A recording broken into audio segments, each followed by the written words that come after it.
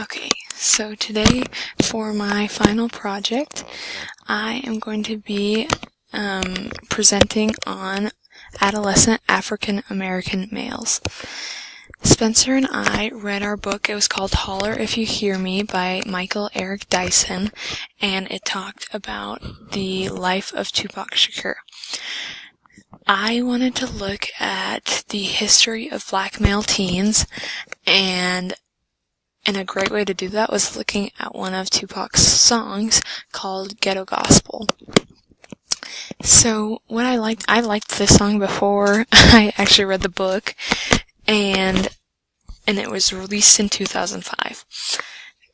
Tupac died in 1996, but this is what I liked about it. I felt like it really showed the history of black male teens. It says, I stop and stare at the younger, my heart goes to 'em. They tested with the stress that they under. Everyone's ashamed of the youth 'cause the truth looks strange. We were looking at people like Malcolm X, Bobby Hutton are mentioned in this book, or in this song.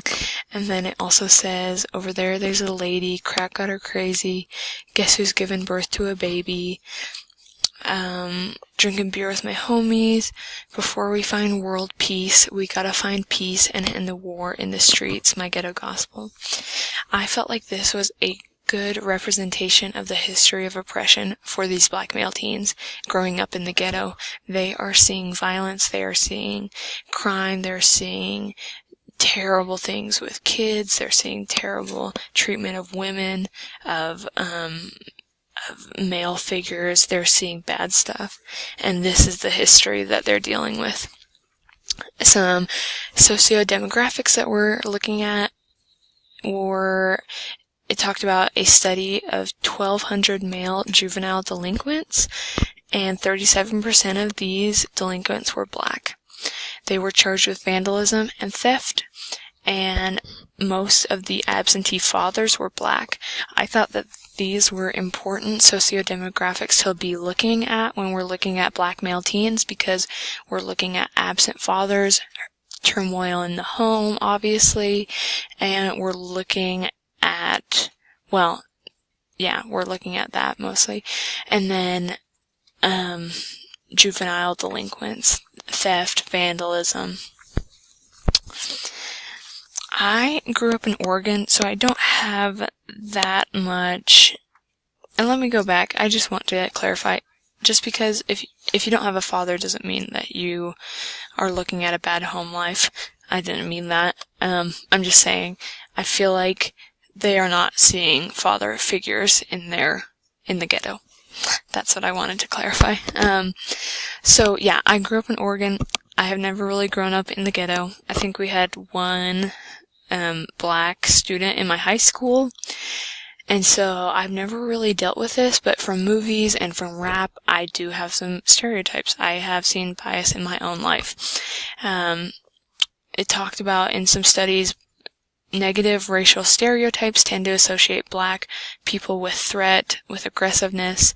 And then we also looked at, in class too, and this was from our book, males are diagnosed with disabilities nearly twice as often as female students. And remember that one day in class when Dr. Couture said, draw a picture of a student with a disability. And I think only 3 people drew girls, the rest of us drew boys.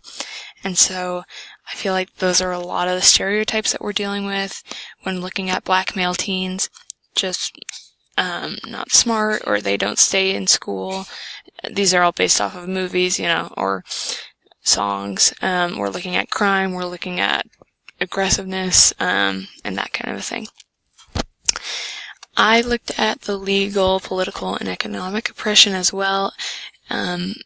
Looking at Martin Luther King Jr. and Rodney King. He is from the 1992 LA riots, and obviously these guys are not teens, but I just wanted to show that this is what black male teens are looking at. They're looking at amazing black males and them standing up for themselves, Like even the Black Panthers, you know, they're standing up for what they believe in, and they're being treated cruelly. They are not respected in society, and even beaten, you know. I thought that this was super important. It says negative male experiences were the most consistent and strongest predictors of exaggerated masculine attitudes. Violence is manly. And I thought that that really played into a lot as well in the ghetto and for Black male teens, that they are seeing these negative experiences and then associating violence being manly. That is what they're dealing with as well. Some high school stuff, obviously, we're looking at scoring low on standardized tests. Dropout rate is incredibly high for African American boys.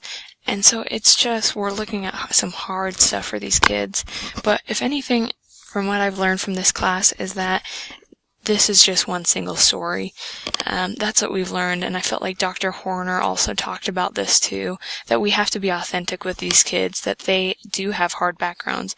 If they have grown up in the ghetto, they have seen hard things. But these black male teens need to understand that they are at the same, they can achieve the same amount of success as anyone else, that they are held to the same standard, and that they can choose their own success. They can choose the way that they're going to live their lives. And I like that, choose their own success. I think I read that somewhere. I don't want to do any copyright thing. But yeah, I think I read that somewhere. Some coping strategies I thought that could help with this idea of getting out of the single story was rap music. Obviously, Tupac, you know, he made it big, and he came from the hard background. I also like this video. It was found on Creative Commons about kids doing step dance. Have you ever heard of this? There we go. Really cool. And just a way to express yourself, but I don't know, I thought it was awesome. And then some policies to help. What I loved, what I read, was about multicultural literature in the curriculum and how these Black male teens need to see themselves as heroes. This will give them a better sense of identity, of who they can be, what they can achieve, and again with the single story that is not the way that it has to be, that they can have success. And that's what I looked at. Thank you for a great semester, and that's what I wanted to present on today.